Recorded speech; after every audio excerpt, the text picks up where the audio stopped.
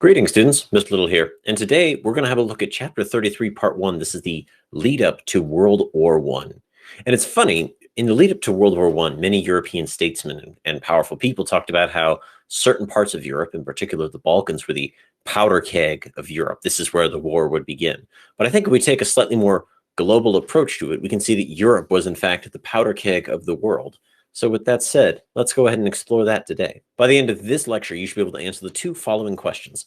How did shifting alliances and global power lead to the outbreak of World War I in 1914? And two, how did shifting cultural and economic factors contribute to the outbreak of World War I in 1914? In short, this lecture is pretty much figuring out why in the world World War I broke out in 1914. So with that said, let's go ahead and look at the primary causes. Now, I say primary because these are the causes that you officially, according to the College Board, need to be familiar with. And thankfully, they come up with a very nice little acronym called MAIN. So you can think of them as the main suspects in the cause of war. That stands for militarism, the alliance system, imperialism, and nationalism. Now, the details of these are to be picked out. But for example, militarism refers to the competition between European states for military supremacy. And probably the best example is the Anglo-German dreadnought race, where both Germany and Great Britain sought to build these big new ships known as dreadnoughts. And the alliance system refers to the two camps that Europe was broken into by 1914, where you had Russia, France, and Great Britain on one side with the Triple Entente, and then you had Germany, Italy, and Austria-Hungary on the other side with the Triple Alliance. Now, imperialism essentially refers to competition over imperialism, and we talked a little bit about this back in Chapter 32.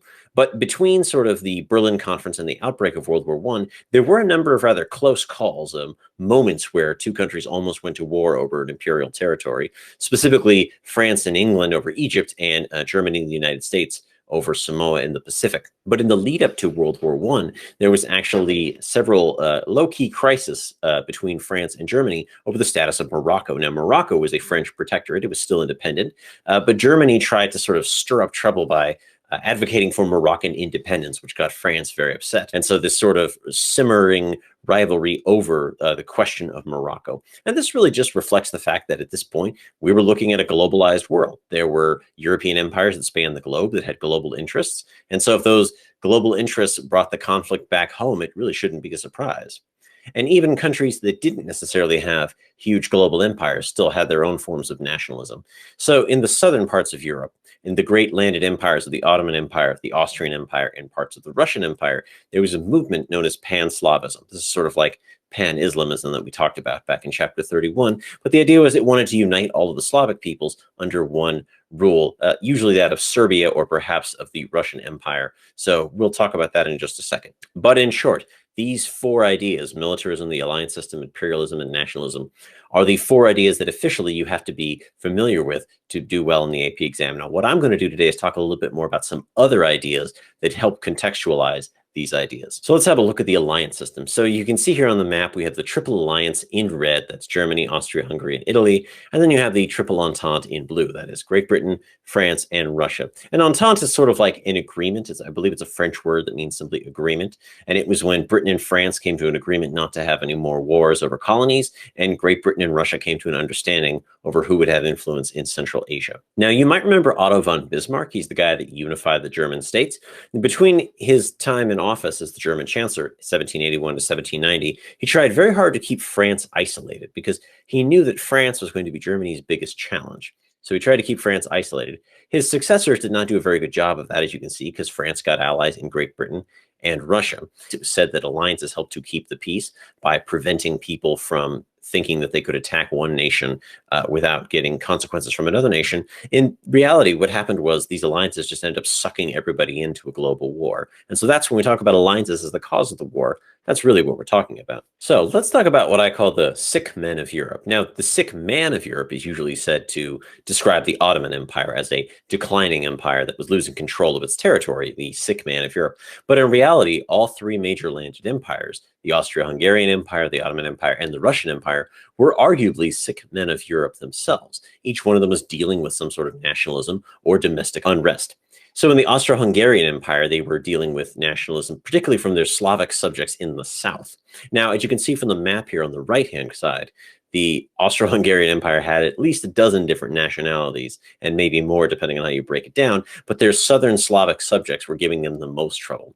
Austria had decided to annex the Ottoman territory of Bosnia during 1908 when the Young Turks coup that brought the Young Turks to power in the Ottoman Empire created a distraction. However, this decision to take over this territory of Bosnia with its large Serb population angered the Serbs living in Serbia, created enmity towards the Austro-Hungarian Empire that would eventually lead to war, but we're going to get to more of that. The point is, Austria-Hungary was dealing with intense internal forces seeking to break it apart. The fact that it literally was the Austro-Hungarian Empire and not just the Austrian Empire anymore is proof of this. In 1876, after being defeated by the Germans, they had to grant their Hungarian subjects equal status with the Austrian subjects to prevent them from rebelling and breaking away from the empire. So they were not in a good place. Neither, to be honest, was the Ottoman Empire. Despite the Young Turks Revolution in 1908 that restored the first constitution, they continued to be defeated by the Balkan nationalities, in particular during the Balkan War of 1912. This constant defeat pushed the Young Turks in an increasingly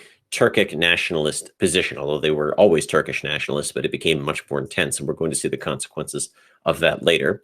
It also pushed them a lot closer to Germany because the Ottoman Empire felt surrounded by enemies in the form of Russia and Great Britain, and so it sought a third partner with Germany. And one example of this German-Turkish cooperation with the Berlin-Baghdad Railway. And the Russian Empire was also facing internal strife. Their defeat by Japan had shattered the illusion of the Tsar as a great benevolent ruler who with a powerful military. And even though the 1905 revolution had forced the Tsar, that is the ruler of Russia, to acknowledge an elected parliament known as the Duma, the Tsar had simply ignored the Duma and continued to rule as he always had. This created more domestic unrest among the working classes and the radical intellectuals who sought to have a more equal society. So all three of these empires were not in a great position come the beginning of the 20th century. One of the other striking things about World War I is the fact that most states had a general plan for war. And the most famous of these is the Schlieffen Plan from Germany. It's a plan for a two-front war by which Germany would quickly invade France through Belgium, and then they would turn around once they defeated France and captured Paris, and they would defeat the Russians, who they expected to attack them. And so this plan was made in 1905, almost 10 years before the war itself broke out. But it does seem interesting that almost all the major powers of Europe had pre-prepared military plans against the enemies they would be fighting in World War I, almost 10 years or more before the wars themselves happened. And we talk a lot about nationalism and national rivalries, but this is also reflected in what we might call economic rivalries. Now, if you remember, most of the European powers this time were industrialized. Germany was an industrial power, France was an industrial power, Great Britain was an industrial power, Russia was a rising industrial power, although it was not fully industrialized by this point.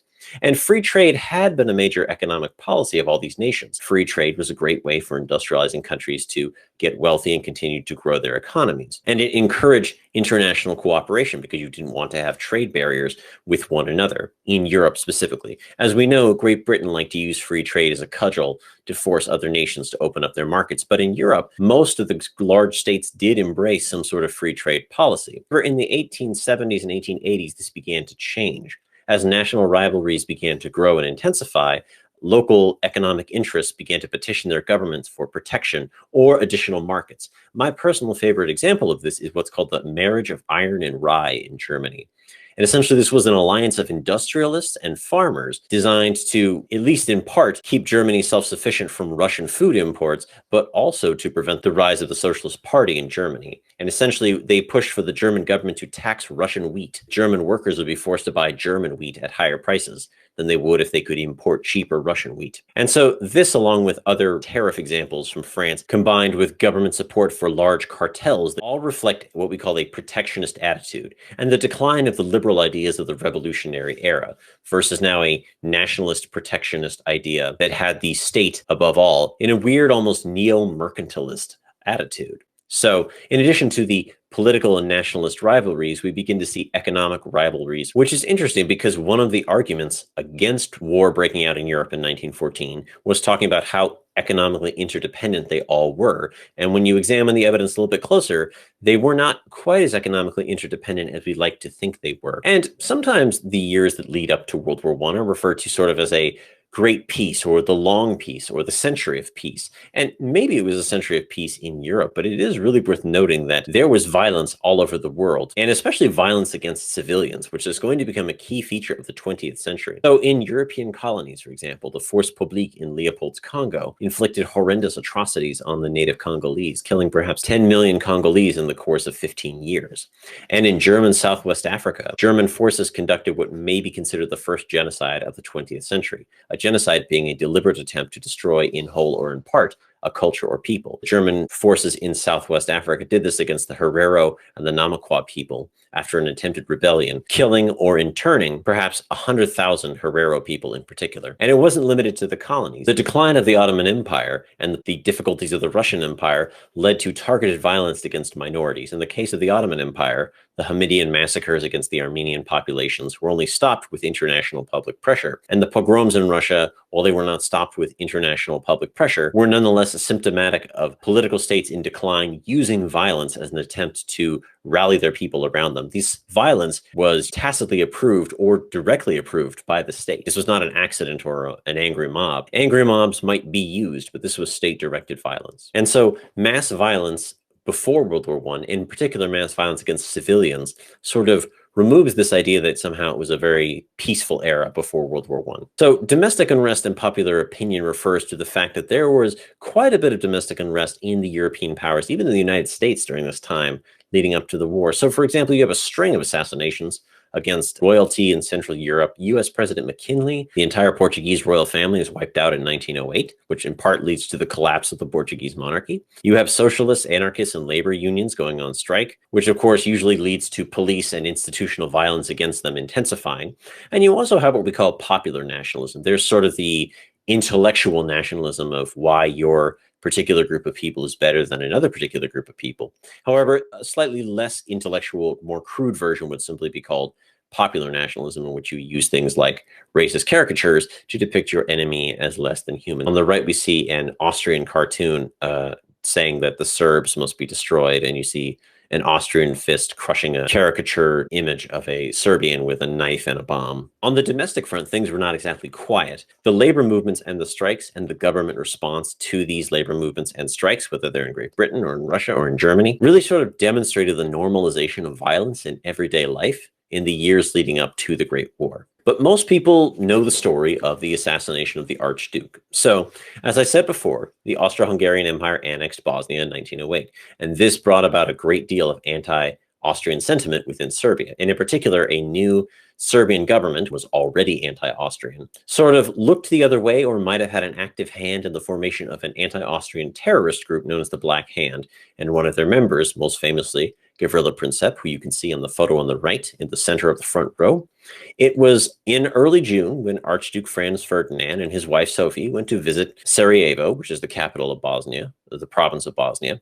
And the Black Hand members saw this as their opportunity to assassinate the Archduke. And it almost didn't work. Many people know this, the fact that the driver of the car accidentally took a wrong turn, and or the car got stuck, and or the car broke down. There's many variations on the story. But Gavrilo Princip, who had tried to kill the Archduke earlier in the day, was eating a sandwich when he saw the Archduke's car, took his chance and went up to the Archduke and shot him point blank, successfully assassinating him.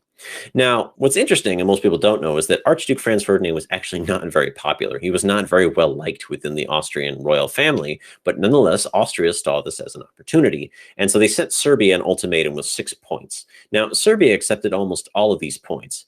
And Serbia didn't even receive help from her at least tacit ally in the terms of Russia. Nonetheless, July saw what historians refer to as the July Crisis, which was a series of ultimatums and diplomatic efforts to try to prevent war. And the truth is, most politicians and most common people thought that nothing was going to come of this. They thought that at most, there'll be some sort of border change between Serbia and Austria, and maybe there might be some small local war in the Balkans between Serbia and Austria. But this isn't actually going to blow up into a huge thing. This isn't actually going to become a big deal. And yet, nonetheless, it became a big deal. From the end of July, when Serbia did not promptly respond to Austria's ultimatum with a firm affirmation of every single thing Austria wanted, Austria declared war. And even before Austria had declared war, Russia had mobilized their forces. and then declared war on Austria. To support Austria, Germany had declared war on Russia. And to support Russia, France had declared war on Germany. In order to attack France, Germany declared war on Belgium, and Great Britain had an agreement with Belgium that it would protect their independence. And so Great Britain declared war on Germany. And by August 4th, almost the entire continent was at war with one another. And this leads to a really interesting question of who do you blame, right? Who is to blame for this horrendous train of events that led to one of the most catastrophic wars in history? And it is really hard to pin the blame on one particular person. So, for example, the historian Christopher Clark has argued that it was really the politicians underestimating the intensity of the nationalism in the Balkans and underestimating the force of the alliance system. Politicians really didn't realize that even a small war was going to blow up into something very large. And so the question of blame can go around. Do you focus on the possible culpability of the then Serbian government and the Black Hand? Historians do sort of dispute how involved the Serbian government might have been with the Black Hand. Do you point the finger at Austria? Their ultimatum was overly harsh and essentially required Serbia to give up its own sovereignty. Could Serbia actually accept that ultimatum? There are some historians who argue that Austria purposefully made the ultimatum so outrageous that Serbia would never be able to accept it, and therefore this would force the war. Do you blame Russia? Because technically it mobilized its army before Serbia had even responded to the ultimatum. And this provocation is what led Germany to declare war on Russia. Or do you blame Germany, who promised to support the Austrians no matter what they did? Did this promise of support, the blank check, if you will, encourage Austria to send an overly harsh ultimatum to Serbia, which they wouldn't be able to accept, which would lead to war? And there's even evidence that German generals made a direct effort to prevent German diplomats from softening the Austrian ultimatum, because German generals did firmly believe they needed to go to war with Russia. So the question of blame goes around quite a bit. But regardless of who you think is to blame, one cannot deny that European society at the time really was a powder keg that was ready to blow. And even if it hadn't been the assassination of the Archduke, eventually a crisis would have come along that couldn't be solved by diplomacy. You should be able to answer those two questions from the beginning of the presentation. I want to thank you for joining me. My name is Mr. Little, and I'll see you next time.